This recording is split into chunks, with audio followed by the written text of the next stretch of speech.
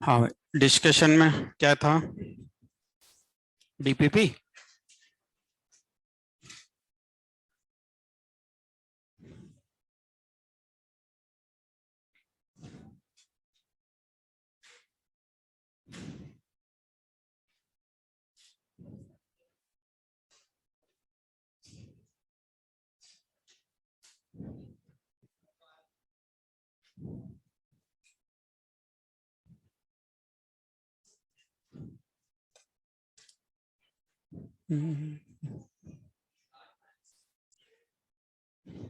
A5 में आ जाओ। First में ए, सेकंड में ए सी,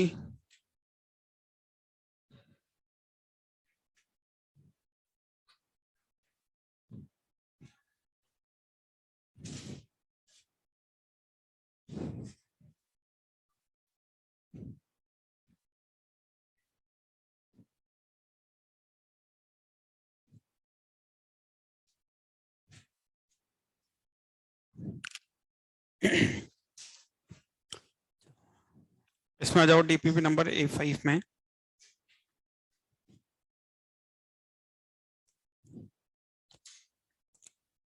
चलो, DPP number A5, question number 1,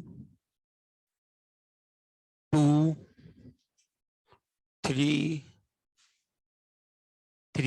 3 में आ जाओ। क्या है? तो सोल्व कर लो बस इसको, तो दोनों को फैक्टोरियल को डिफाइन कर दो। और क्या है भाई, 3 में अपने को इसकी डोमेन ही तो निकालनी है।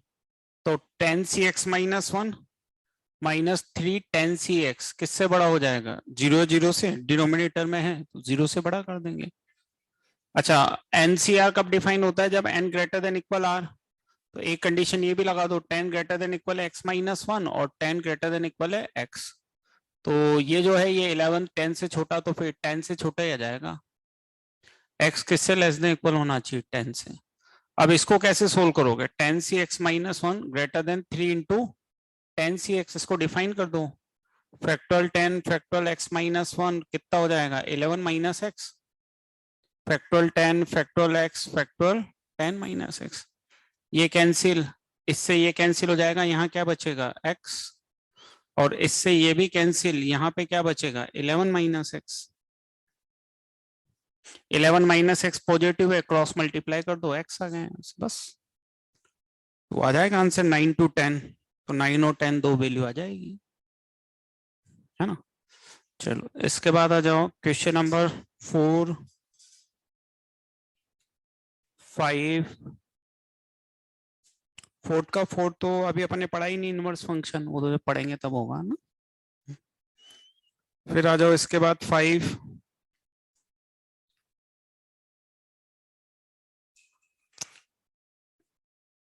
6,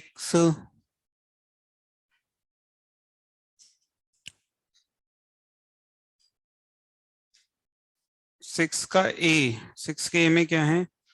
5 पर 3 different flats such that each person is allotted at most one flat and not 2 person are allotted the same flat। तो ये तो 5 को 3 लोगों में बांटना है अपने को, है ना, इस वे। और at most one flat, maximum एक मिलेगा ना। तो ये कैसे होगा मैक्सिमम एक मिलेगा? तो 6 पूरा बता दूं?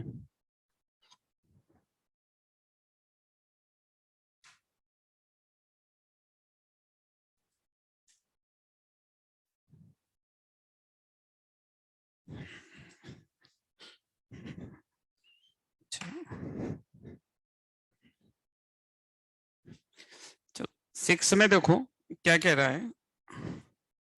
क्वेश्चन में तो क्या है? Number of ways 5 different books to be distributed among 3 person so that each person get at least one book. तो 5 को 3 लोगों में बांटना है, सबको कम से कम कितना मिलना चाहिए? एक। तो डिफरेंट को डिफरेंट लोगों में बांटना है, तो हम किसका यूज करते हैं? ग्रुपिंग। तो 5 को 3 लोगों में सबको कम से कम एक है, तो 5 की ग्रुपिंग किस में हो सकती है? 1 1 3। या फिर 5 की ग्रुपिंग किस में हो सकती है? 1 2 2। तो ये तो ग्रुपिंग से होगा, इसका प्योर आंसर जो आ रहा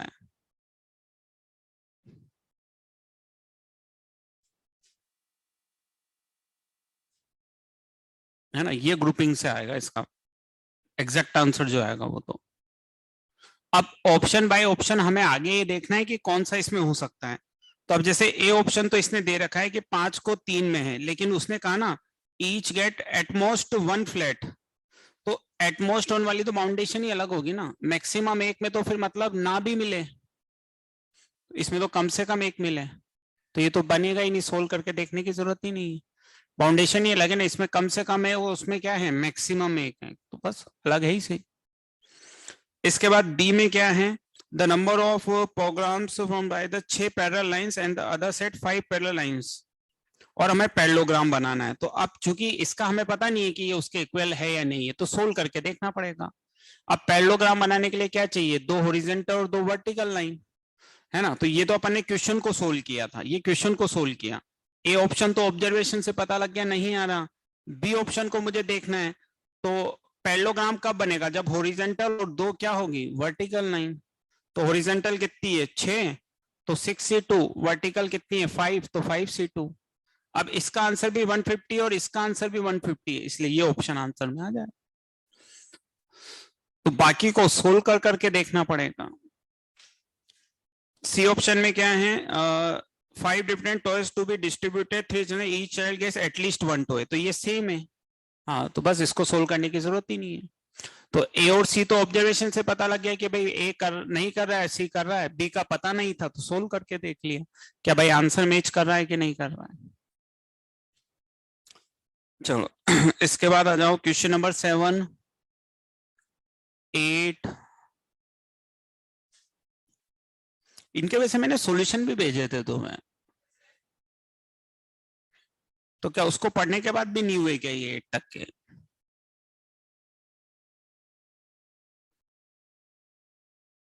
अरे मैंने डीपीपी के 8 तक के सॉल्यूशन भी तो भेजे थे शायद।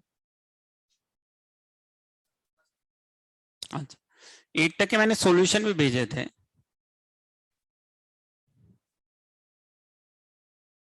ये कह रहा है सर कहाँ भेजे,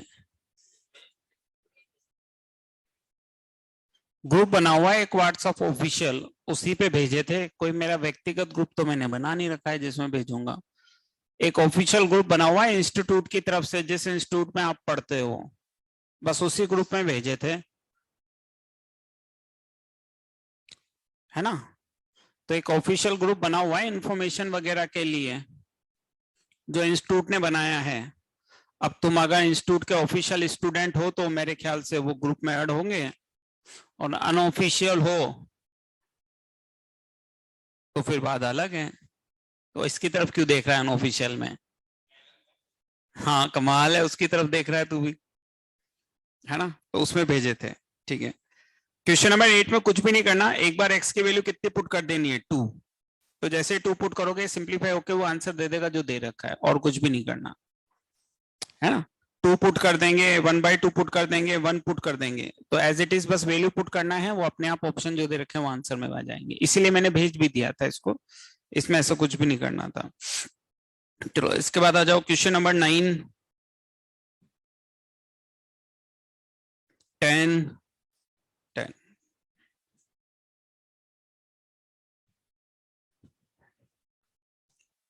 चलो क्वेश्चन नंबर 10 में देखो क्या कह रहा है।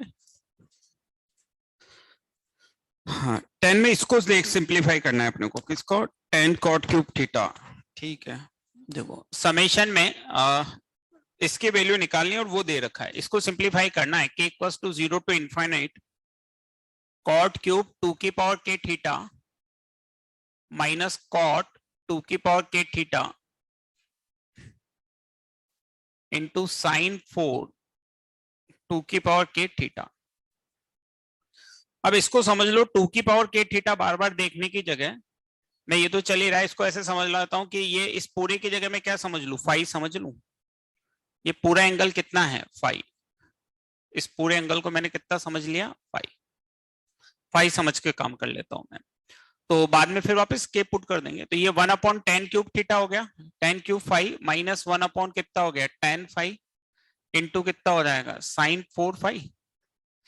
एलशियम ले लो तो कितना आएगा tan square phi 1 minus tan square phi upon कितना हो जाएगा टेन क्यूब फाई। इसको भी मैं ऐसे लिख लू 10 phi into tan square phi into कितना हो जाएगा साइन 4 फाई। अब ये एक फॉर्मूला बन जाएगा tan two theta 2 tan theta upon 1 minus tan square theta. तो ये 1 अपॉन में बन जाएगा कितना 2 से मल्टीप्लाई डिवाइड कर दो तो टेन टू फाई का फॉर्मूला बन जाएगा। अच्छा इसको कितना लिख सकते हैं sine square phi upon cos square phi और यहाँ पे कितना है साइन 4 फाई। तो ये स्क्वायर कट के भी 2 बचेगा और देखें तो ये कितना हो जाएगा 2 नीचे कितना है टेन टू फाई ऊपर ये कितना हो जाएगा 2 साइन स्क्वायर फाई और कॉस स्क्वायर फाई ये बनेगा। अब ये जो साइन स्क्वायर फाई है कॉस स्क्वायर फाई है इसको वापस कितना लिख सकते हैं अपन साइन स्क्वायर 2 फाई अपॉन 4 लिख सकता हूं 4 से मल्टीप्लाई डिवाइड कर दूंगा तो फिर देखो ये 2 बचा इसमें देखो इसको फिर क्या लिखूंगा मैं sine 2 phi upon cos 2 phi और ये ऊपर कितना आ जाएगा तुम्हारा साइन स्क्वायर 2 फाई। तो फिर ये साइन 2 फाई ये कैंसिल होके एक ही बचेगा तो ये ऊपर बच जाएगा तुम्हारा साइन 2 फाई कॉस 2 फाई। सही लिखा और नीचे का 2 तो बच रहा है अभी। तो ये कितना हो जाएगा मेरे पास साइन 4 फाई अपॉन कितना हो जाएगा 4।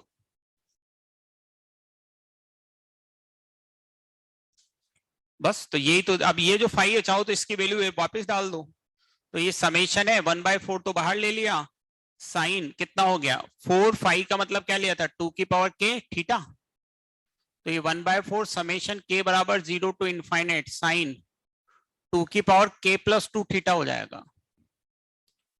अब जो गिवन है ना वो देखो यहाँ पे 2 से दे रखा है जो गिवन है वो कहां से दे रखा है 2 से और हमारा पास क्या है 0 से लेकिन यहाँ पे k की जगह कितना आ गया k प्लस 2 तो जो पहले टर्म 0 डालोगे उसका मतलब क्या हो जाएगा 2 की पावर के तो ये वही वाला एक्सप्रेशन बन जाएगा जो दे रखा है।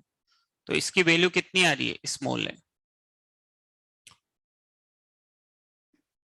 पहली टर्म वही बन जाएगी ना डिफाइन करो तो वही टर्म आएगी जो उस एक्सप्रेशन में दे रखी है समेशन वाले में 0 डालते हुए 2 वाली टर्म ही आएगी इसमें है ना 0 डालते ही वही वाली टर्म आएगी जो दे रखी है।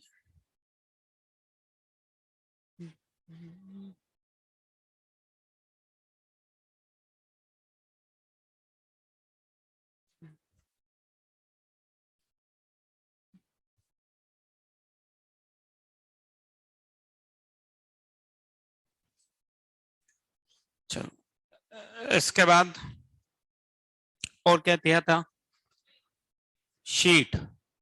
चलो तो शीट में आ जाओ सेक्शन डी। चलो तो सेक्शन डी में आते हैं फिर शीट में। अच्छा सेक्शन डी का रिमेनिंग दिया था ना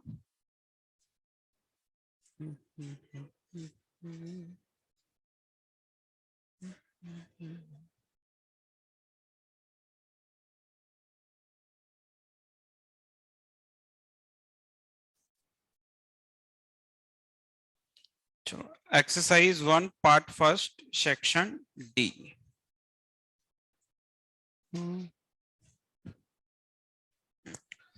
D5 तक अपन ने इसमें कर लिए थे है ना। चलो D5 के बाद आ जाओ D6। D6 का कोई पार्ट सर D6 का D6 का सेकंड का मैक्सिमम वैल्यू D6 का कौन सा सेकंड में क्या है देखो ये दोनों मोड लगे हुए हैं दोनों मोड मतलब दोनों क्वांटिटी क्या है नॉन नेगेटिव तो दोनों मोड हैं और दोनों क्वांटिटी नॉन नेगेटिव है इसका मतलब क्या है ये मैक्सिमम कब होगा जब ये मैक्सिमम ये मिनिमम होगा और ये मिनिमम कब होगा जब ये मैक्सिमम और ये मिनिमम होगा। और अच्छी बात क्या है कि साइन कॉस लिखा हुआ है तो जब ये मैक्सिमम होगा ये ऑटोमेटिकली मिनिमम हो जाएगा और जब ये मिनिमम होगा ये ऑटोमेटिकली क्या हो जाएगा, मैक्सिमम। तो बस जब ये 0 होगा तो ये 1 होगा, तो -4 आ जाएगी वैल्यू, और जब ये 1 होगा ये 0 होगा तो 3 आ जाएगी, तो -4 से 3 रेंज आ जाएगी इसकी। नॉन नेगेटिव है ना, तो बस इसलिए ऐसा कर पाना। चलो इसके अलावा कोई D6 में, D7,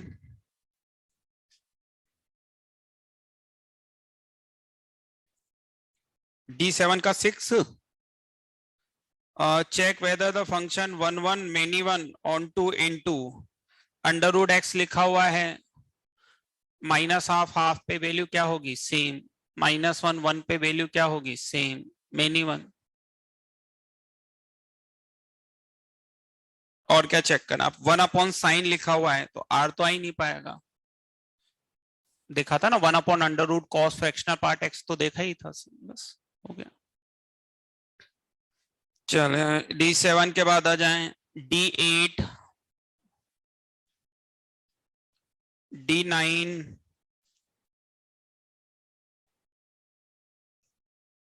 D9 कौन सा, फर्स्ट की सेकंड,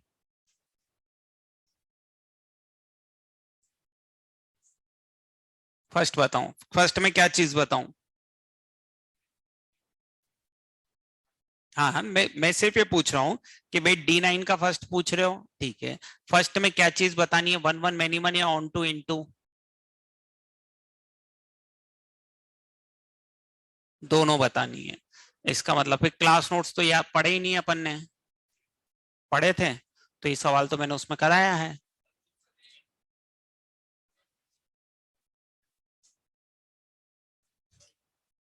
दोनों कराए बेटा,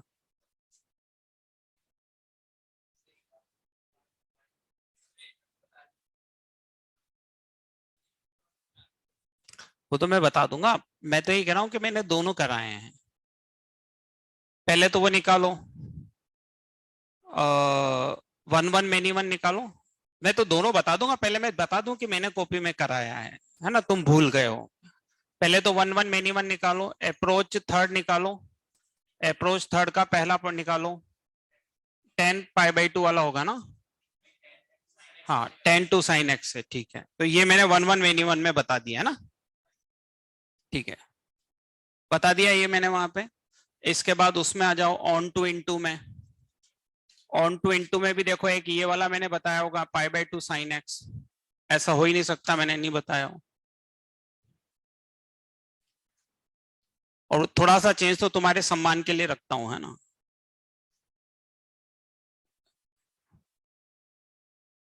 ऑन टू इनटू भी तो बताया ना, इसका नहीं बताया क्या, बताया तो मैंने दोनों है ना। यस सर बताया है। अरे दोनों बताए तो हैं, अब डिस्कस दोबारा मैं कर देता हूँ, जो कोई तकलीफ, लेकिन मैंने दोनों बताए हैं, तो ये कहना कि मतलब नहीं बताया वो गलत है ना। और वो थोड़ा सा चेंज इसलिए कर देता हूँ, मुझे लगता है कि यार बच्चे अपने से भी खुद कुछ करना चाहें, है ना, तो इसलिए थोड़ा सा चेंज करता हूँ, मुझे लगता है कि यार बच्चों को ऐसा लगे कि यार हमने भी कुछ किया, और क्या वो इतने से चेंज को सीख पाते हैं कि नहीं सीख पाते हैं, क्योंकि वो थोड़े थोड़े चेंज को करना सीखेंगे तभी जाके बड़े सवाल कर पाएंगे, है ना। अब हम इस सवाल पे आ जाते हैं, तो 1 1 मैनी 1 तो दोनों का क्लियर है, दोनों मैनी 1 है, दोनों मैनी 1 है, क्योंकि 0π पे दोनों की वैल्यू क्या है, सेम। अब ऑन टू इंटू यहां से देखो, मैंने जब इसको साफ साफ किया था कि ये क्या है, साइन एक्स कहां से कहां तक जाता है, -1 से 1, मैंने चिल्ला चिल्ला के बताया था, ये π/2 से मल्टीप्लाई होगा तो -π/2 से -π/2, और -π/2 से π/2 में 10 माइनस इंफाइनाइट से इंफाइनाइट जाता है, यस। अब इसमें देखते हैं 2 sin x वाले में, sin x कहां से कहां तक गया, -1 से 1, 2 से मल्टीप्लाई होगा तो -2 से 2, -2 से 2 में 10 माइनस इंफाइनाइट से इंफाइनाइट जाएगा, हाँ ऑन 2। जब ये 2 नहीं होगा तो ये -1 से 1, -1 से 1 से 10 इन माइनस इंफाइनाइट से इंफाइनाइट जाएगा, नहीं जाएगा, वो इनटू,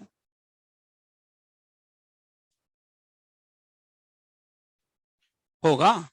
बस अब मेरे को क्या थोड़ा सा तुम्हारा सम्मान बचा रहना था, तो एक जगह 2 था और एक जगह साइन एक्स था तो मैंने π/2 मतलब 1.57, थोड़ा मैंने सोचा कि भाई ये है तो ये दे देता हूं, तो ये मैं सिखाऊंगा और बच्चे एडवांस की तैयारी कर रहे हैं तो मैं 1.5 के लिए करूंगा, तो आधा बढ़ा के 2 होता है, आधा कम करके 1 होता है। और P1 बैच के बच्चे हैं और IIT में सेलेक्ट होने वाले बच्चे हैं, तो मैंने कहा भाई है ना, तो मेरे को लगा कि यार देखो 2 वाला शीट में है, 1 वाला शीट में है, तो अपन 1.5 वाला करा दो। अरे तो और क्या, तो 2 और 1 वाला था, तो मैंने कहा पहले मैंने सोचा ये कराऊं, मैंने कहा बच्चे कहेंगे सेम टू सेम, फिर मैंने सोचा ये कराऊं, फिर बच्चे कहेंगे सेम टू सेम है, अरे हम क्या पागल ही समझ रखा है, बिल्कुल सेम टू सेम करा देते हैं। तो मैंने सोचा कि चलो कोई बात नहीं, अपन 1.5 वाला करा दो। ठीक है, अब आगे बढ़ते हैं फिर।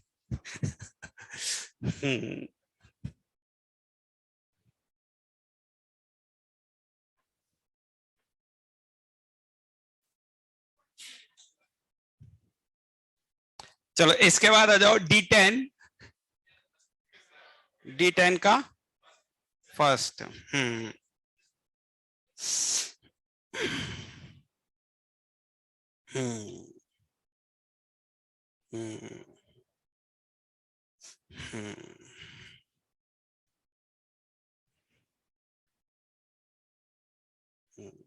क्या चेक करके बताऊं D10 के फर्स्ट में? ऑन टू इनटू चेक करके बताऊं? अच्छा, ऑन टू इनटू चेक करना है। अच्छा, कॉम्प्लिकेटेड सवाल है बहुत, है ना, बहुत कॉम्प्लिकेटेड सवाल है। D10 का एक सेकेंड शुरू, तो ऑन टू इनटू के लिए क्या चेक करते हैं? अच्छा, A दे रखा है और A दे रखा है -1 to 1, A कितना है -1 to 1, तो ऑन टू इनटू के लिए क्या करते हैं? कॉम्प्लिकेटेड है, सोचना पड़ेगा, 2 मिनट। ऑन टू इनटू के लिए क्या करते हैं? रेंज निकालेंगे, है ना। अब रेंज किससे निकालने हैं? f'(x) करेंगे, f'(x) करेंगे 1 minus cos x greater than equal 0 for every x belongs to R, जो भी दे रखा है डोमेन। फंक्शन इंक्रीजिंग है तो मिनिमम पे मिनिमम, मैक्सिमम पे मैक्सिमम लेगा, तो जो रेंज आएगी वो आ जाएगी मिनिमम पे मिनिमम, कितनी हो जाएगी? -1 प्लस साइन 1, और कितनी हो जाएगी? 1 माइनस साइन 1। क्या ये -1 से 1 है?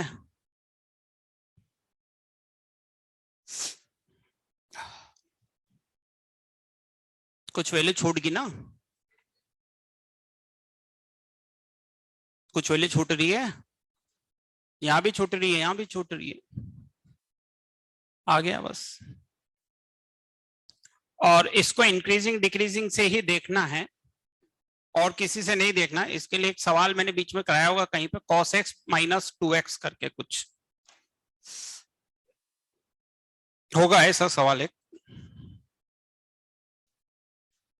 करा होगा ऐसा, देखो कहीं ना कहीं करा होगा, dy/dx से, या तो 1 1 many 1 के अप्रोच में किया होगा। 1 1 many 1 में देखो एक सवाल होना चाहिए, sin x minus 2x, sin x है सर वो। अच्छा sin x माइनस 2x ही था क्या? अच्छा बस, तो फिर वो थोड़ा सा सम्मानों की बात रहेगी होगी कुछ।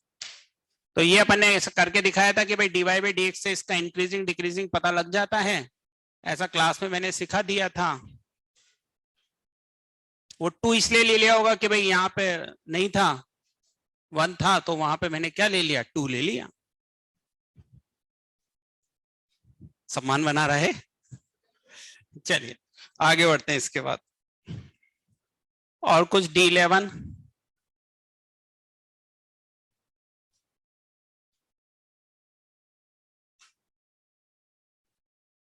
हो गया? D11 नहीं हुआ? कौन सा वाला पार्ट नहीं हुआ? फर्स्ट वाला नहीं हुआ कि सेकंड वाला नहीं हुआ? सेकंड वाला नहीं हुआ ना, फर्स्ट वाला तो हो गया। हाँ तो सेकंड वाला, हाँ फर्स्ट भी नहीं हुआ, तो टैलेंटेड है फिर। फर्स्ट वाला तो क्लास नोट्स में ही कराया था, है ना, कि टोटल फंक्शन कितने डिफाइन होते हैं। तो फर्स्ट वाला तो मैंने क्लास में करवा दिया था, और सेकंड वाला मैं आज क्लास में कराऊंगा। होमवर्क में इसलिए दे दिया, मैंने कहा कोई फर्क पड़ता नहीं है, पहले कराओ बाद में कराओ, बताना तो मुझे है ही सही। तो मैंने सोचा इस बार पहले होमवर्क में दे दो, बाद में पढ़ा देंगे। अरे तो उसमें क्या है भाई, पहले मैं कराता हूं, बाद में भी होमवर्क में मुझे ही बताना है। मैंने कुछ गलत तो नहीं कहा? तो फिर ज्यादा अच्छा है कि पहले होमवर्क में आ जाए, बाद में मैं करा दूं। हाँ, अरे हाँ तो बोलो, ऐसे क्या करते हो यार, माल करते हो तुम, हाँ ही नहीं बोलते हो यार, कोई दिक्कत थोड़ी ना है उसमें। तो आज अपन करने वाले हैं ये। आज मैं तुम्हें सिखाऊंगा onto, into, one one और मेनी वन फंक्शन कैसे हम पता करते हैं, वो आज सीखेंगे।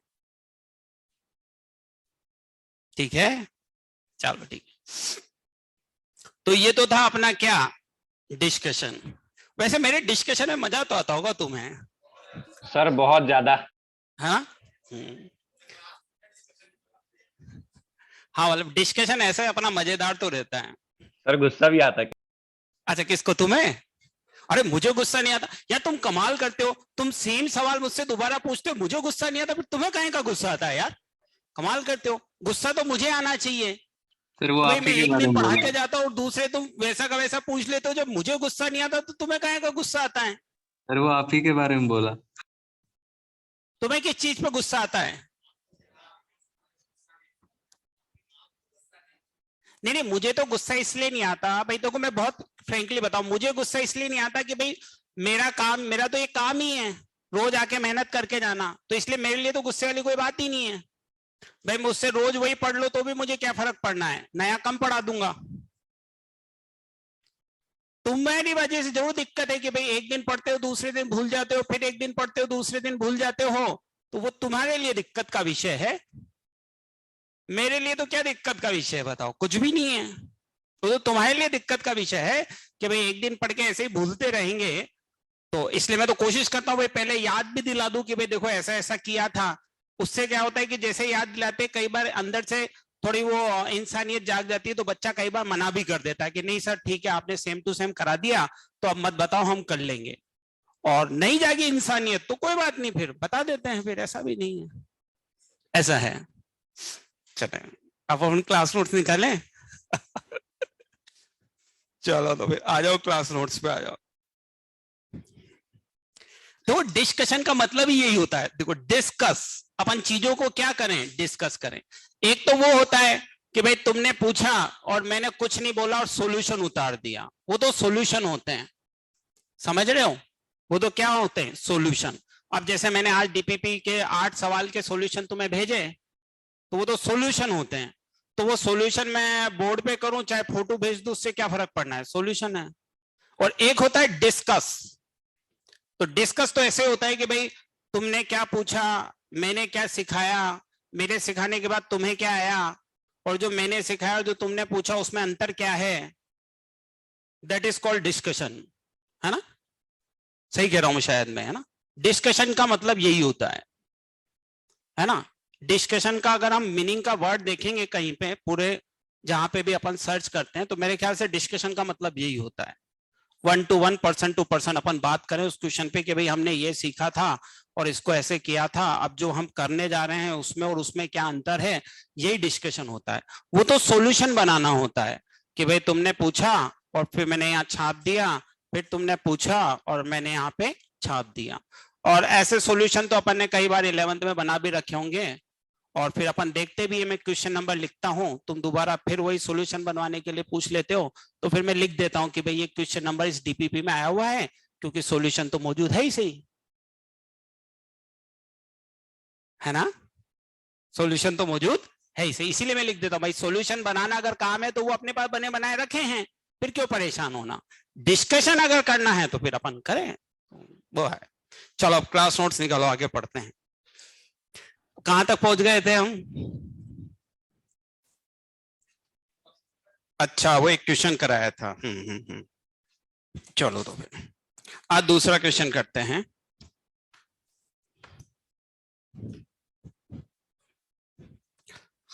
चलो तो फिर क्वेश्चन लिखो, if F of X equals to X cube by 3 plus X square by 2 plus A X plus B is A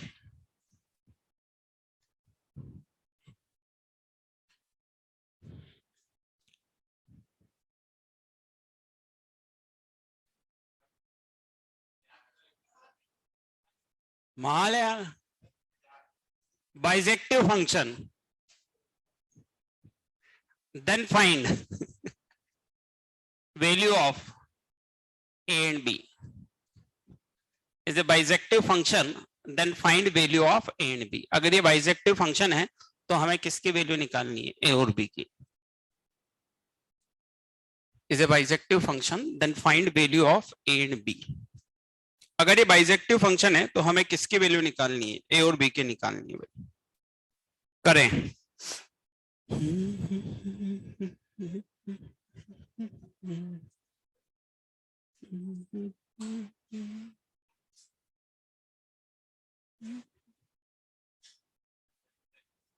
Sir, A is more than वही equal रहेगा. to 4 and B belongs to real. अच्छा क्या बात कर रहे हो, सच्ची?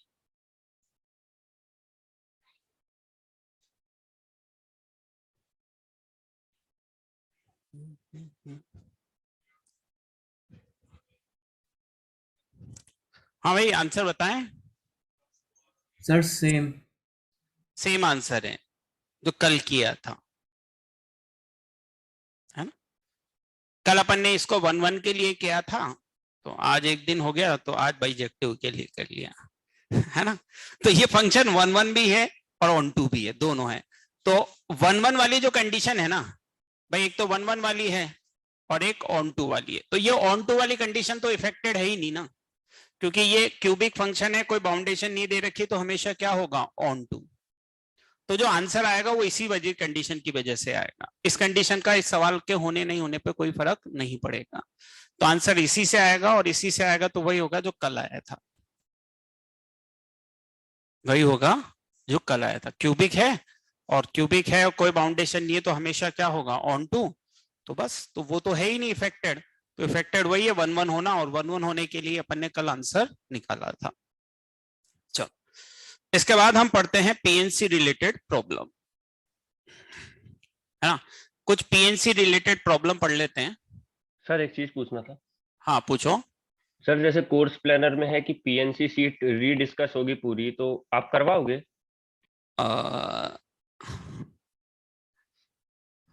करवा देंगे, एक लेक्चर दे देंगे उसको. हाँ सर, वो एक ही लेक्चर का बस है. हाँ लेकिन उसमें ऐसा भी लिखा हुआ होगा कोर्स प्लानर में कि फंक्शन 19 लेक्चर में खत्म करना है. वो देखा था क्या बेटा? हाँ सर, वो भी देखा था. हाँ तो अब वैसे मुझे फंक्शन पढ़ाने में करीबन 22-23 लेक्चर लगेंगे. तो अब आप बताएं सर क्या समझ करना गए है, आगे कोर्स की प्लान बात. फॉलो सर करना समझ है गए. कि पढ़ना है? मेरे हिसाब से थोड़ा आप सर बता आगे, देते तो ठीक रहता. सर आगे की बात समझ गए. समझ गए, वेरी गुड, बहुत समझदार हो.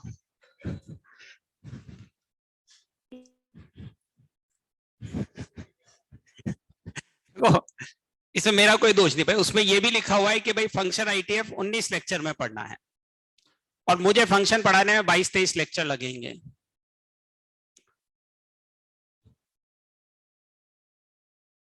फंक्शन आईटीएफ पढ़ाने में 22-23 लेक्चर लग सकते हैं और उसमें 19 लेक्चर लगा हुआ है. तो अब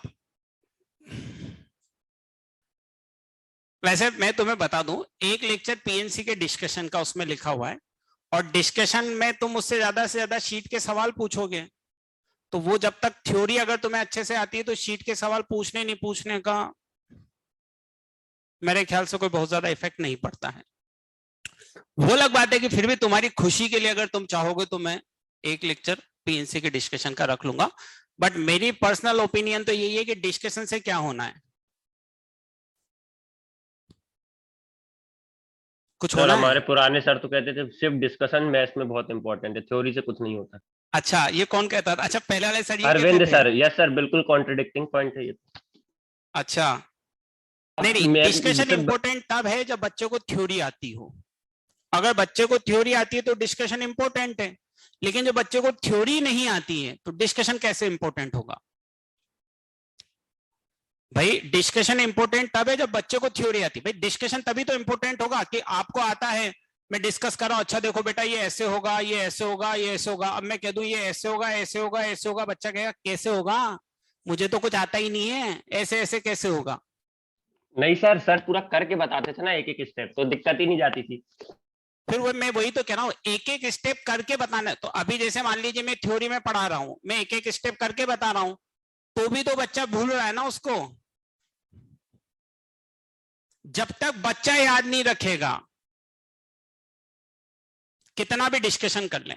अभी डिस्कशन की एक एक स्टेप, तो जब मैं डीपीपी डिस्कशन के टाइम लिखता हूं ये 11 की इस डीपीपी का ये सवाल है, तब भी तो आपने एक एक स्टेप करके ही करा होगा। जैसा कि आपके सर ने कहा डिस्कशन बहुत इंपॉर्टेंट है, और उन्होंने एक एक स्टेप आपको समझाया और आप समझ गए।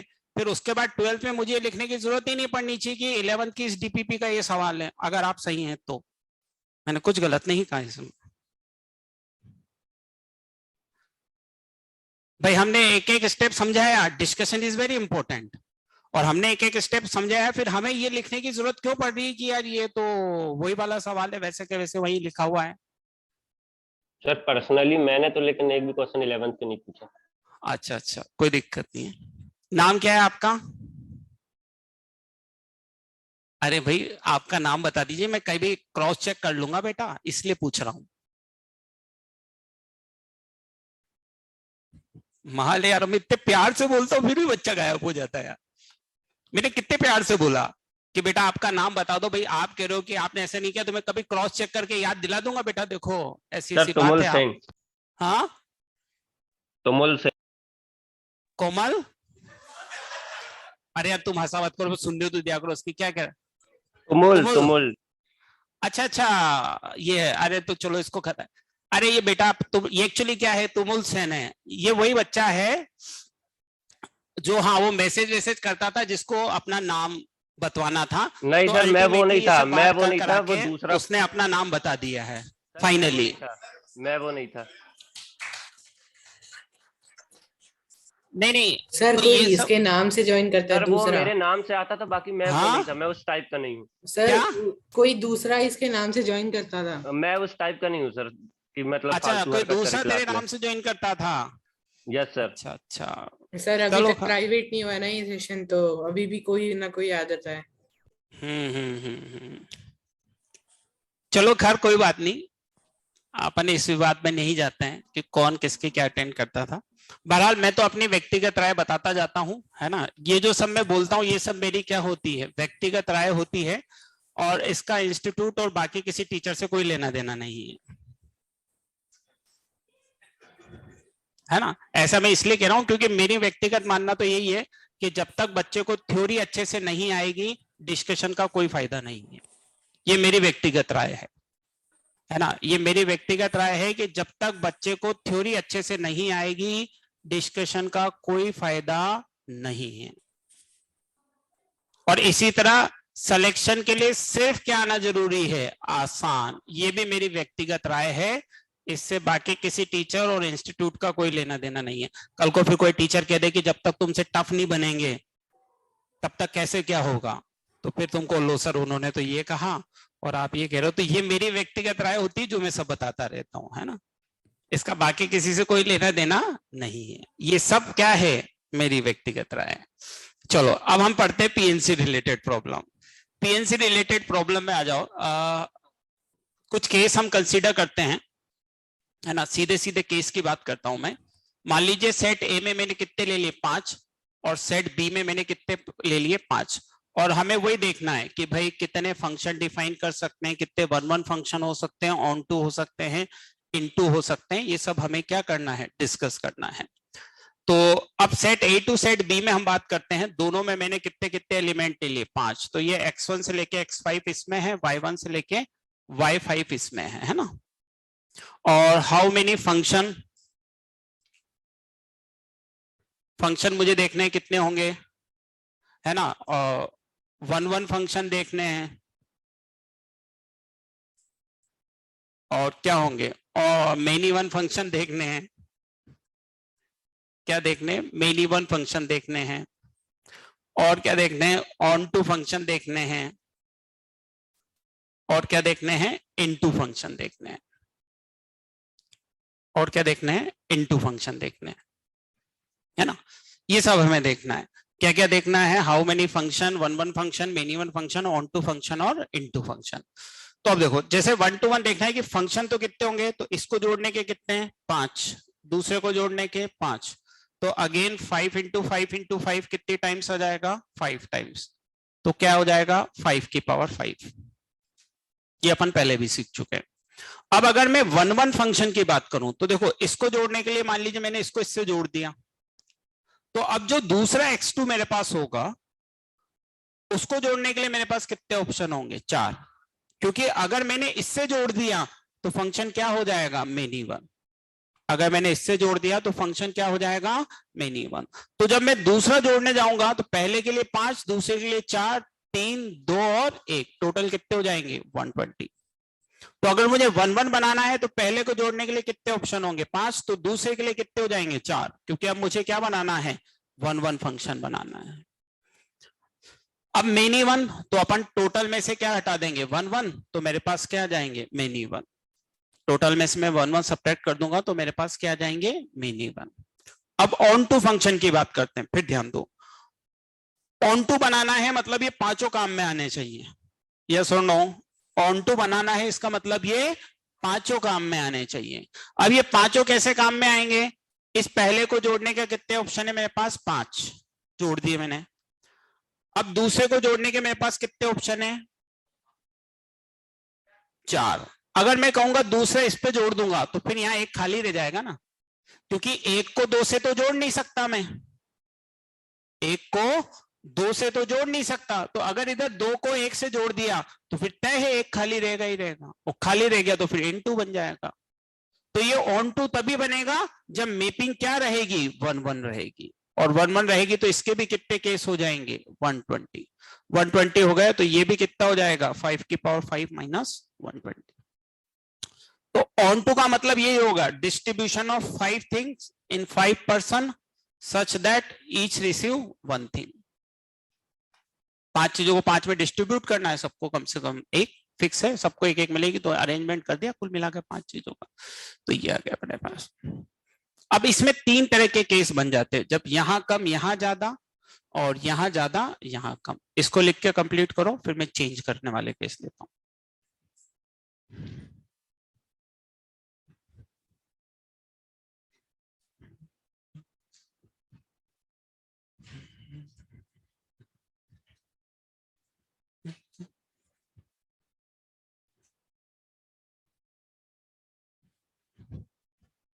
सर मेनी वन फंक्शन के नीचे क्या लिखा है? Onto function, many one function, onto function, into function. Sir into function एक बार बता दीजिए ना। इनटू फंक्शन के लिए कुछ भी नहीं करना, टोटल में से ऑन टू हटा देंगे तो क्या बचेंगे? इनटू।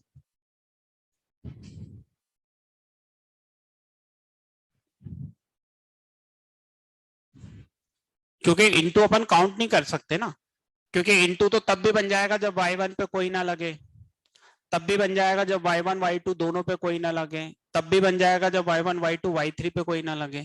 तो इसमें तो बहुत सारे केस बनेंगे, और हम हमेशा ऐसे ही करते हैं कि जब हमें बहुत सारे केस बनाने पड़ते हैं तो टोटल माइनस जब ऐसा ना हो, तो टोटल माइनस जब वन ऑन इनटू ना हो तो क्या होगा? Onto. लिख लिया ये? चलो अब हम आ जाते हैं केस सेकंड में, और मैं इसमें एलिमेंट कर देता हूं 4 और इसमें रहने देता हूं 5, है ना। इसमें कर देता हूं 4। अब बताओ 1 बाय 1 आते हैं सब पे।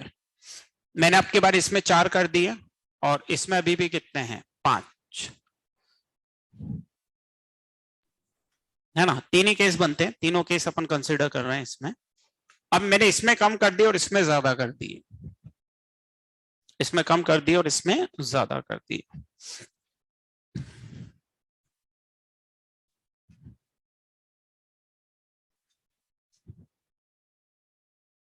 तो अब पहले को जोड़ने के कितने?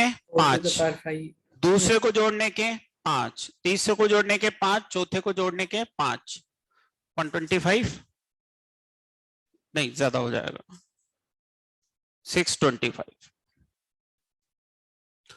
पहले को ऐड करने के कितने ऑप्शन है? 5। दूसरे को ऐड करने के 5, तीसरे के लिए भी 5 और 5।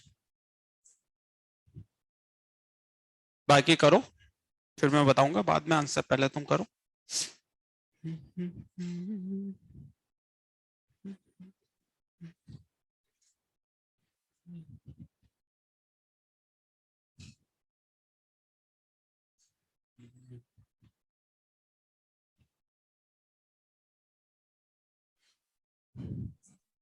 वन 120 आएंगे। वही 1 बाय 1 करेंगे। पहले को ऐड करने के कितने? 5, दूसरे के लिए 4 और फिर 3 और 2, तो अगेन वापस कितना आ जाएगा? 120। चारों को जोड़ दे एक एक करके 1 बाय 1। मेनी वन में कोई दिक्कत ही नहीं है। 625 माइनस 120। ऑन टू में आ जाओ। अब देखो इसमें 0 आएगा, क्योंकि आप कुछ भी कर लो, इधर एक एलिमेंट बचना ही बचना है, क्योंकि इधर 4 है, इधर 5 है, एक को 2 से तो जोड़ नहीं सकते, तो इधर एक एलिमेंट खाली रहेगा ही रहेगा, तो है ना, तो इसलिए 0। तो और सारे के सारे कितने हो जाएंगे? इनटू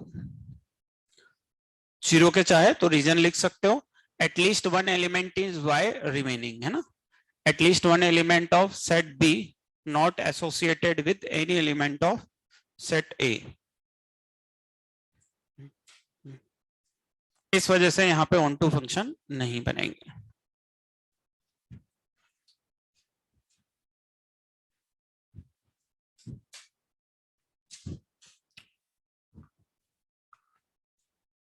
क्लियर है? हो गया? चलो अब इसके बाद हम थर्ड केस पे आ जाते हैं। जब मैं इसमें कितने कर लेता हूं? 5, और इसमें मान लो मैंने कर लिए 3। अब आ जाओ, अब मैंने इसमें 5 और इसमें 3 कर लिए, 1 2 3 4 और 5, और इसमें 3 कर लेता हूं। चलो अब बताओ,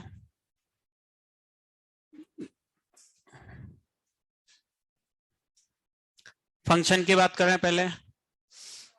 हाँ, पहले को जोड़ने के 3 3 3 3 और 3, 3 की पावर 5।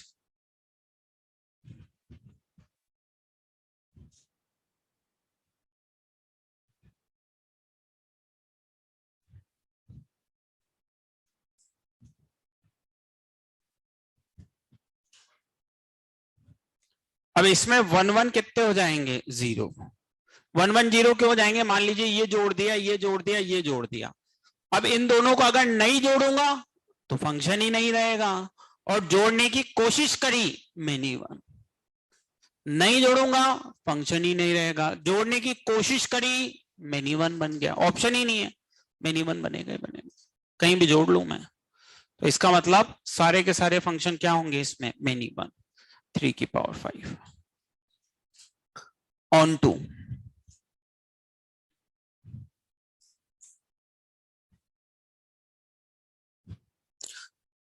अब ऑन टू में लिखो, बोलूं? ऑन टू में लिखो, बोलूं? ऑन टू में लिखो, distribution of 5 different things, distribution of 5 different things among 3 person, distribution of 5 different things among 3 person such that each receive at least one thing. Distribution of 5 different things among 3 person such that each receive at least one thing. तो distribution के लिए हम क्या use करते हैं? Grouping theory. चलिए अब सबको अपनी अपनी कॉपी में सोल्व करना है और आंसर नहीं बताना है। ऑन टू फंक्शन के लिए भाई, ऑन टू के लिए तीनों काम में आने चाहिए, तीनों क्या आने चाहिए? काम में आने चाहिए, और तीनों काम में आने चाहिए इसका मतलब इन 5 को 3 लोगों में बांटना है और सबको कम से कम कितना मिलना चाहिए? 1। और डिफरेंट चीजों के डिस्ट्रीब्यूशन के लिए क्या काम में लेते हैं? ग्रुपिंग। हाँ, डिफरेंट चीजों के डिस्ट्रीब्यूशन के लिए क्या काम में लेते हैं? ग्रुपिंग। तो अब बोलना किसी को भी नहीं है, आंसर सोल्व कर लें तो अपना हाथ खड़ा करें, मैं कॉपी आके देख लूंगा, और ऑनलाइन वाले आंसर लिख सकते हैं चैट पे अगर किसी का आ जाए तो।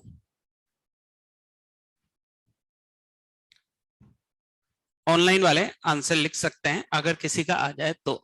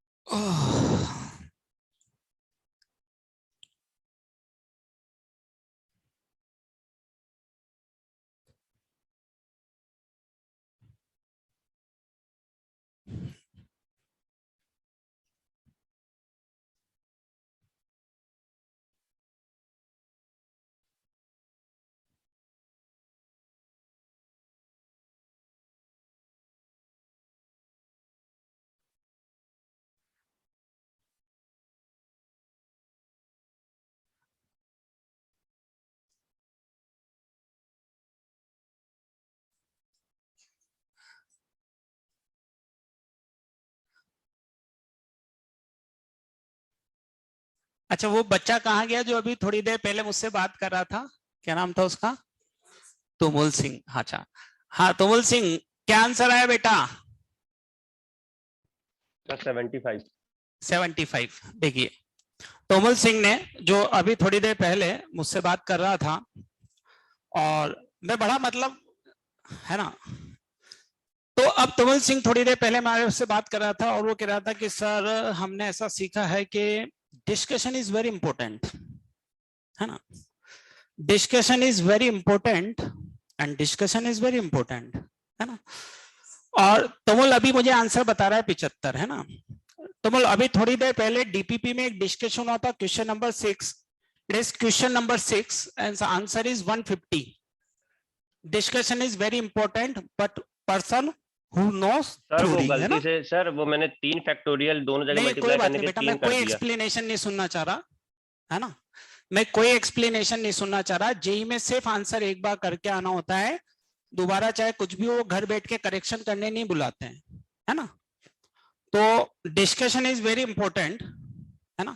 अभी हमने क्वेश्चन नंबर चीज में यही सीखा था बेटा, और मैंने बोला भी था कि 5 चीजों को कितने लोगों में डिस्ट्रीब्यूट करना है, 3 4 अलग अलग ऑप्शन थे जिनको मैंने बोल के भी बताया, और ये भी बताया कि किस ऑप्शन से 150 आ रहा है और किस ऑप्शन से 150 नहीं आ रहा है। मैं सही कह रहा हूं? सही कह रहा हूं, है ना।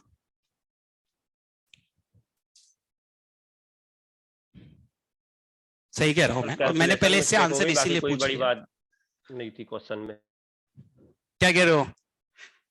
कैलकुलेशन मिस्टेक होगी, 3 फैक्टोरियल की जगह 3। हाँ कोई बात नहीं, चलो फिर भी आगे भी बहुत मौके आएंगे बेटा, कोई चिंता वाली बात नहीं है। तुम भी यही हो, मैं भी यही हूँ, सब यही है अपन। तो वैसे उदास से क्यों हो जाते हो नहीं यार? तो सर मुझे मैंने समझ में बोल के नहीं कुछ आता गलती यार। कर दी क्या? वो discussion is very important sir, मैं तो जिस सर से पढ़ा अरे उसकी बेटा बात ही अपन बताई उस ना। चीज पे बात ही नहीं कर रहे यार, अब रिलैक्स रहो, बात खत्म होगी, अब आगे बढ़ते हैं, फिर कभी मौका आएगा फिर मैं पूछूंगा, टेंशन नहीं क्यों सर, लेना है रिलैक्स यार? रिलैक्स आप रहने नहीं। हाँ क्या कह रहे हो? रिलैक्स आप रहने नहीं देते हो यू? अरे रिलैक्स कहाँ नहीं रहने देता, बताओ। पूरी क्लास में मेरे माथे पे शिकन देखी क्या कभी तुमने? और मैं तुम्हें बताओ, अच्छा तुम 3 क्लास अभी अटेंड करते हो, सबसे इंटरेस्ट ज्यादा किस में आता है तुम्हें, ईमानदारी से बताओ? फिजिक्स।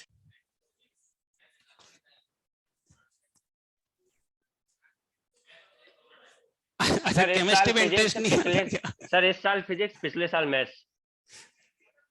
है ना। तो ऐसा नहीं कि यार अपनी क्लास में इंटरेस्ट नहीं आता हो, अब समझाने का तरीका सबका अपना अपना है, समझाने का तरीका सबका क्या है, अपना अपना है यार। अब मेरा समझाने का तरीका अपना है ना। तो फंक्शन क्या है, ऑन टू है, 5 चीजों को कितने में डिस्ट्रीब्यूट करना है, 1 1 और factorial 3 into factorial 2 into factorial 3 plus factorial 5 upon factorial 1 factorial 2 factorial 2 into factorial 2 into factorial 3, और कितना आ गया 150, कितना आ गया 150।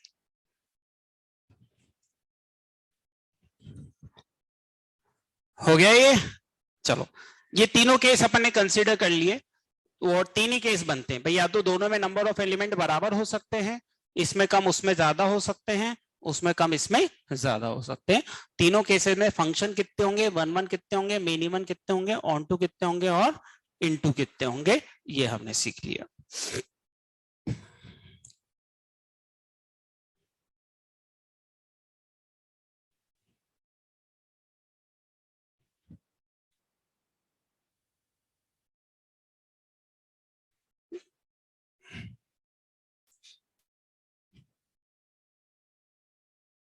कौन सा, इसमें 5 चीजों को 3 में बांटना है ना, सबको कम से कम 1 मिलना चाहिए, क्योंकि अगर कोई खाली रह गया तो इनटू,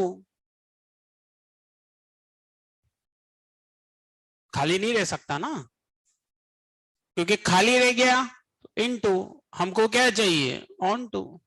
तो इन 5 को 3 में ही तो बांटना है, एसोसिएट 3 में ही तो करना है, सबको कम से कम कितना मिलना चाहिए। अब मैं सोच रहा हूँ इसके आगे का सवाल कराऊं नहीं कराऊं, वो इससे ज्यादा भारी पड़ेगा, और तुम्हें यही सोचने में नहीं आ रहा तो, लेकिन ले लू रिक्स, और क्या रिक्स ले लेते हैं और क्या है, क्योंकि अब तुम कह रहे हो ये समझ में नहीं आया तो उसमें ज्यादा, चलो फिर लेते हैं, जो होगा देखेंगे। लिखो अगला सवाल लिखो। वैसे मैं तुम्हें बता दूं, अब फिर मैं बताता हूं।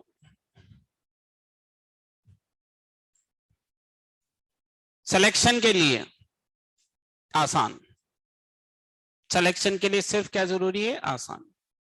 इस सेगमेंट में अभी तक जो मेंस और एडवांस में सवाल बना है वो यहां पे खत्म हो चुका है।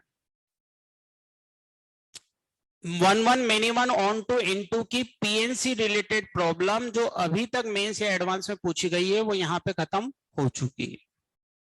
अब मैं जो कराने जा रहा हूं अभी तक पूछा नहीं है। अगर हमें ये भी अच्छे से करना आ गया,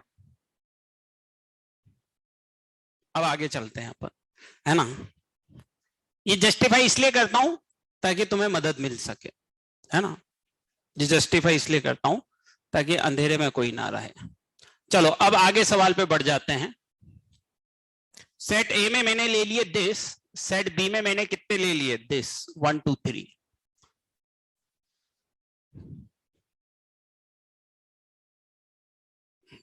ये ऐसे एरो बना लेना बेटा, बना लिया, ठीक है। सेट ए में ले लिए दिस और सेट बी में ले लिए दिस। अब क्वेश्चन लिखो, first how many function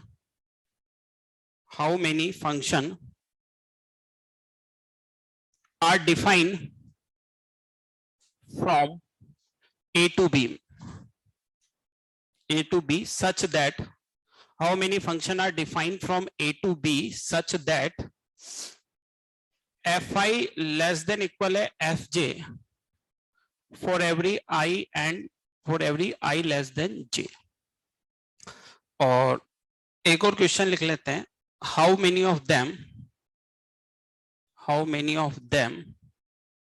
are onto, how many of them are onto। हमें यह भी बताना है कि इनमें से कितने क्या हैं ऑन टू है। How many of them are onto, how many of them are onto. 2 सवाल हैं, for every i less than j how many of them are onto, ये हमें सोल्व करना है ना।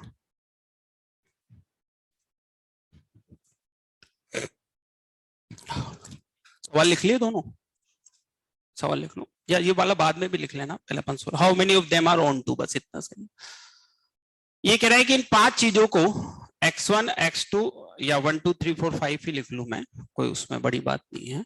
1 2 3 4 5 मुझे यहाँ पे कनेक्ट करना है 1 2 3, this is A this is B और i लेस देन j, है ना।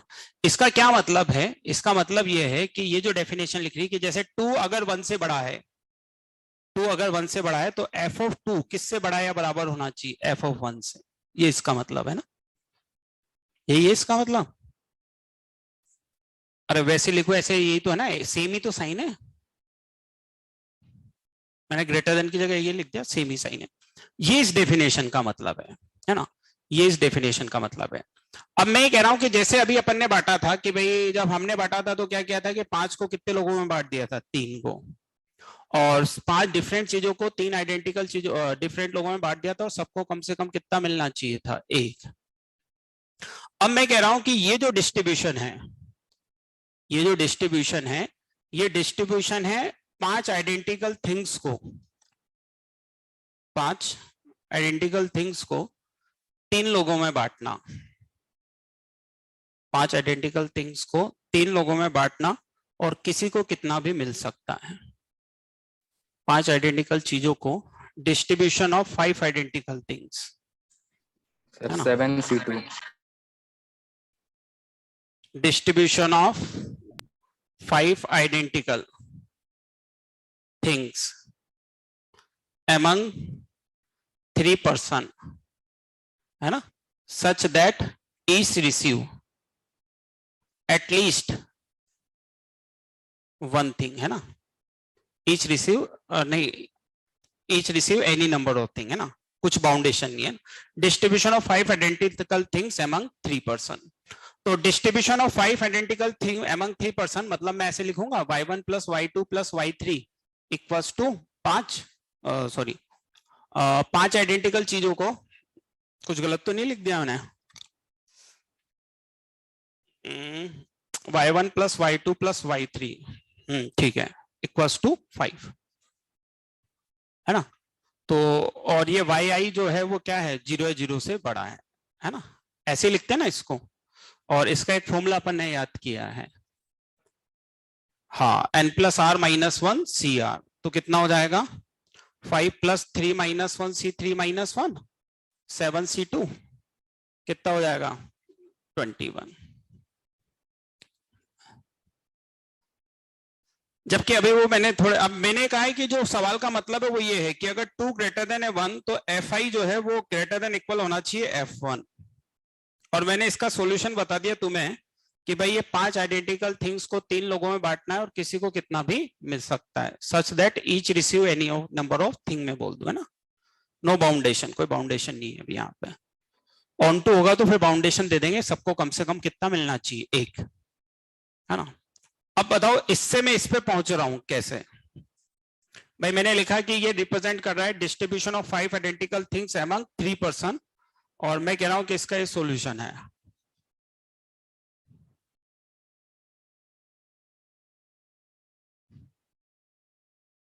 अब समझो ऐसा मैं क्यों कह रहा हूं। इसका वन ऑफ द सॉल्यूशन में लिख सकता हूं, इसका वन ऑफ द सॉल्यूशन मैंने इसलिए लिख लिया कि इसको कितनी चीजें मिल गई? 3, इसको 2 और इसको 1 भी चीज नहीं मिली। ये इसका सॉल्यूशन है।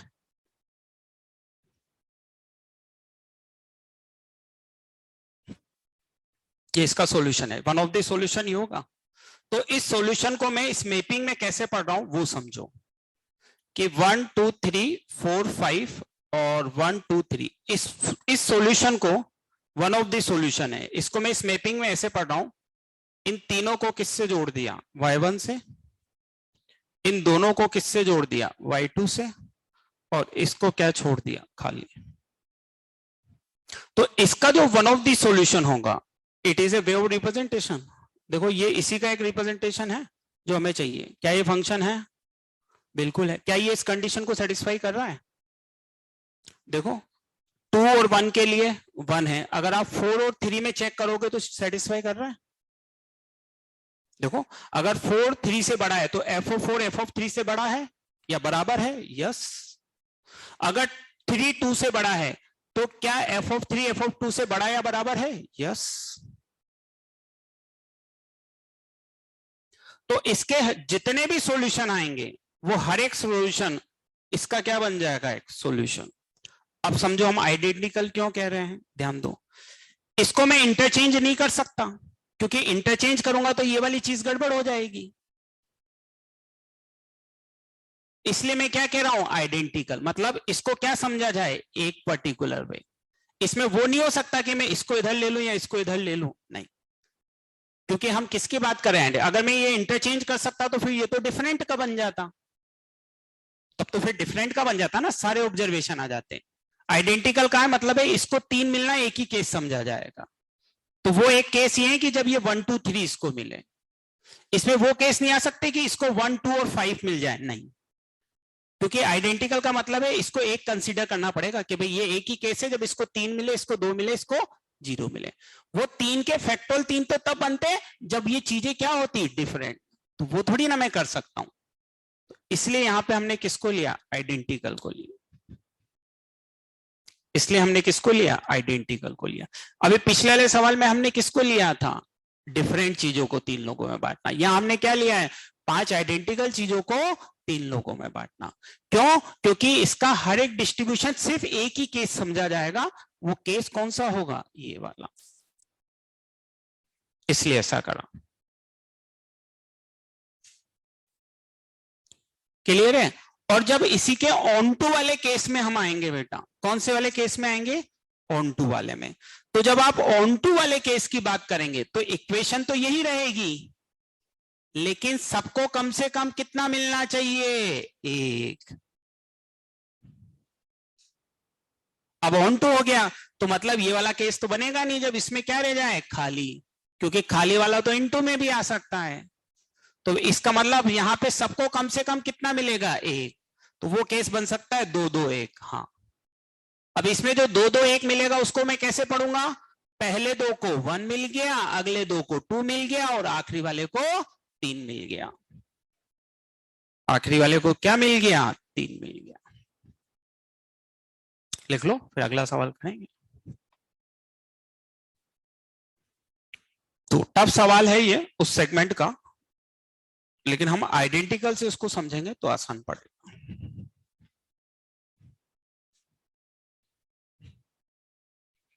नहीं नहीं, 1 1 3 तो होगा, 1 1 3 में तो कोई दिक्कत नहीं। 1 1 3 का मतलब 1 इससे जुड़ गया, 2 इससे जुड़ गया, और ये तीनों इससे जुड़ गया। 1 1 3 तो होगा ना। वो तो आइडेंटिकल, भाई इसको एक चीज मिले, इसको एक चीज मिले, इसको 3 चीज मिले, वो तो डिफरेंट केस है। लेकिन ये 3 इन्हीं तीनों को मिले, this is the one case. इस 3 का मतलब मैं ये नहीं समझ सकता कि 1 4 और 5, वो नहीं समझूंगा। इन 3 का मतलब है ये मैंने पहले 3 दे दिए इसको। ऑन टू वाले की मीनिंग क्लियर है। जब ऑन टू की बात करेंगे हम, ये तो टोटल नंबर ऑफ फंक्शन हो गए जो इस कंडीशन को सेटिस्फाई करें, और अगर सेटिस्फाई करने वाले ऑन टू फंक्शन की मैं बात करता हूं तो फिर वो कितना हो जाएगा, yi ग्रेटर देन इक्वल 1, क्योंकि अब वो केस लग जाएगा ना, सबको कम से कम कितना मिले, 1, तभी जाके क्या बनेगा, ऑन टू।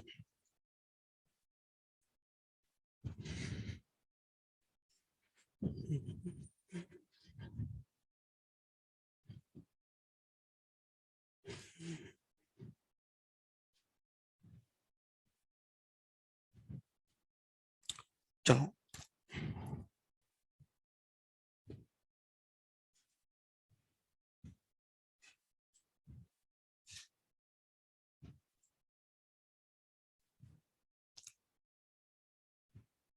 हो गया, अगला बोलूं। चलो अगला सवाल लिखो।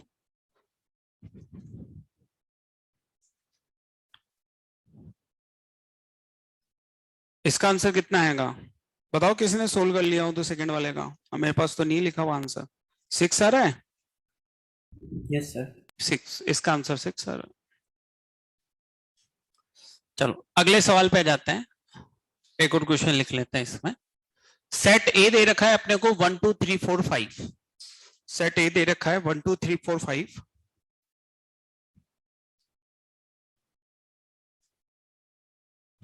अच्छा, अब इसमें भी मान लो अगर मैं ऑन टू की जगह इनटू फंक्शन पूछता तो टोटल माइनस ऑन टू, फिर क्या आ जाता, इनटू, है ना। तो इनटू पूछता तो टोटल माइनस ऑन टू निकाल देता। चलो नेक्स्ट क्वेश्चन लिख लो एक फटाफट। सेट ए है मेरे पास 1 2 3 4 5। How many onto function are define, आगे लिखो। सेट ए है 1 2 3 4 5, फिर लिख रहे हैं how many onto function are define from A to A. How many onto function are define from A to A. How many onto function are define from A to A such that, how many onto function are defined from A to A such that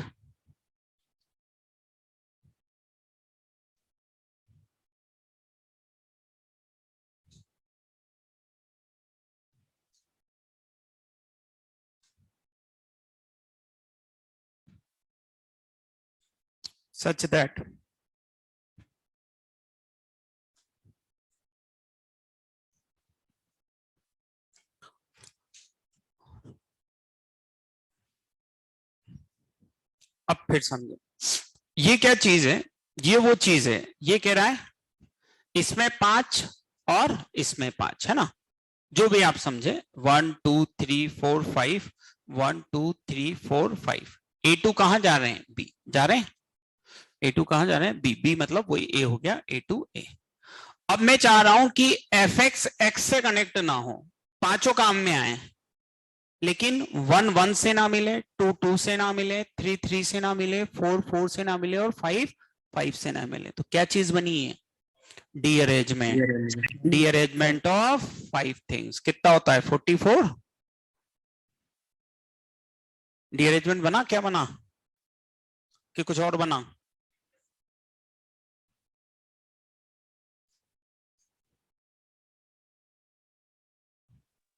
yes sir डीअरेंजमेंट।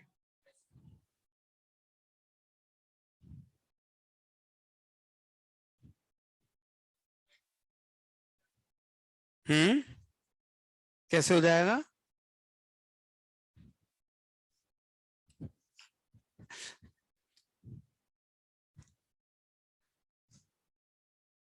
यही तो कह रहा है ना, वो नहीं पढ़ा क्या वो, अरे अपनी शीट में सवाल था एक्सरसाइज 1 में, 5 लेटर हैं, 5 करस्पॉन्डिंग एनवलप हैं, और हम लेटर को एनवलप में एनवलप कहते हैं कि कोई भी लेटर अपने करेक्ट एनवलप में ना जाए। ये अपनी एक्सरसाइज 1 में सवाल था, वही तो है। तो कोई भी ये 5 लेटर 5 एनवलप, कोई भी लेटर अपने करेक्ट एनवलप में ना जाए, एनवलप सारे भरने चाहिए, ऑन टू एनवलप सारे भरने चाहिए, एनवलप सारे ही तो भरने चाहिए, और 1 1 में नहीं जाए, 2 2 में नहीं जाए, 3 3 में नहीं जाए, 4 4 में नहीं जाए और 5 5 में नहीं जाए।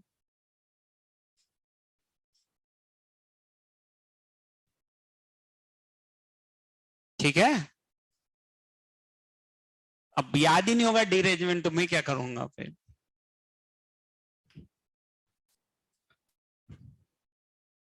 याद आया डीअरेंजमेंट पढ़ाता था ना अपन ने लास्ट में, वो एक मना कर रहा है ना पीछे का लाका,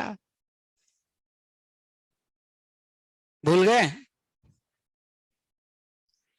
चलो अब इसमें क्या है, सेकंड वाले में आ जाओ। 11। हाँ F1 2 से होना चाहिए, तो ये अगर तुम्हें याद आता हो तो इस तरह का एक सवाल मेन एडवांस में आया हुआ है, उसी तरह का सवाल है ये। तो अब सेकंड वाले में करेंगे, ये फर्स्ट वाले का तो आंसर लिख लिया, सेकंड वाले को करेंगे। तो सेकंड वाले में क्या हो रहा है, ये कह रहा है कि 1 2 पे जाए, 1 किस पे जाए 2 पे जाए। तो फिर इसमें 2 केस बनते हैं, हाँ कि भाई अगर 1 2 पे जा रहा है, इसमें 2 केस बनाने पड़ते हैं, 1 2 3 4 5 1 2 3 4 5 1 2 3 4 5 1 2 3 4 5, कि भाई 1 तो 2 पे चला गया, 1 तो 2 पे चला गया। तो अब ये स्थिति कि या तो 2 1 पे चला जाए, और 2 1 पे चला जाए तो फिर 3 3 पे ना जाए, 4 4 पे ना जाए, 5 5 पे ना जाए, मतलब डीअरेंजमेंट कितनी चीजों का हो जाए 3। और या फिर ये माना जाए कि 2 1 पे नहीं जाए, 3 3 पे नहीं जाए, 4 4 पे नहीं जाए और 5 5 पे नहीं जाए, मतलब डीअरेंजमेंट ऑफ 4। भाई 1 ने 2 का प्लेस ले लिया, तो अब 2 ऑप्शन है, 2 1 का प्लेस ले ले, आटा साटा हो जाए, इनका काम खत्म, भैया तेने मेरा मैंने तेरा, बाकी 3 आपस में क्या होते रहे डीअरेंज। या फिर ये है कि भाई ले लिया मैंने, मैं नहीं जा रहा इसके एनवलप में, तो मैं इसके में ना जाऊं, ये इसके में ना जाए, ये इसके में ना जाए और ये इसके में ना जाए, तो रीअरेंजमेंट ऑफ 4 दोनों का क्या हो जाएगा, सम।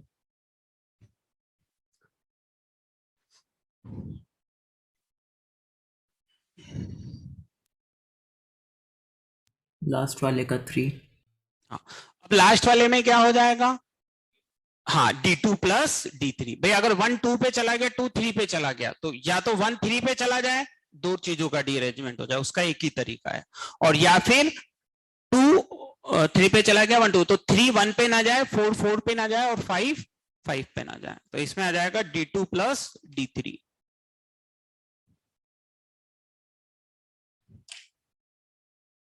D2 plus D3।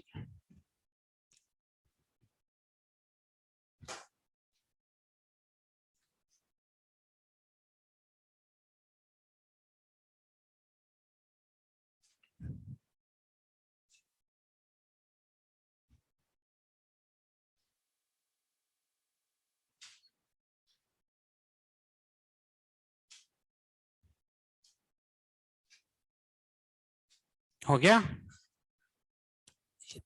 तो ये अपन ने पढ़ी थी फंक्शन से रिलेटेड पीएनसी रिलेटेड प्रॉब्लम। अब समझो कि एक लेक्चर तो इसी में खत्म हो गया।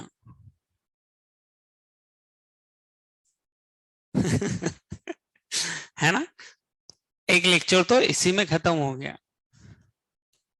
हो गया ना, हो गया। तो मैं ये कह रहा, मतलब अगर हम पढ़ेंगे चीजों को तो टाइम तो लगेगा, है ना। अगर हमें चीजें पढ़नी है, सीखनी भी है, तो टाइम तो लगेगा।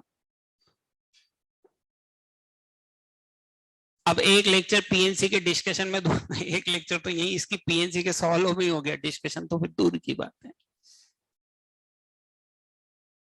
हाँ, और वो पढ़ेंगे तो एक्चुअली टाइम लगेगा, है ना। लेकिन अब प्रॉब्लम ये है कि मेरे को टाइम इसलिए लगेगा क्योंकि मैं, अब जैसे मान लो मैं पीएनसी रिलेटेड प्रॉब्लम पढ़ा रहा हूं, तो मेरा ये मानना है कि मैं जितनी भी प्रॉब्लम है सब यहाँ पे करा दूं, ताकि जब मैं डिस्कशन करूं तो मुझे ये बताना रहे कि मैंने ये वहां पढ़ा दिया और ये यहाँ पढ़ा दिया।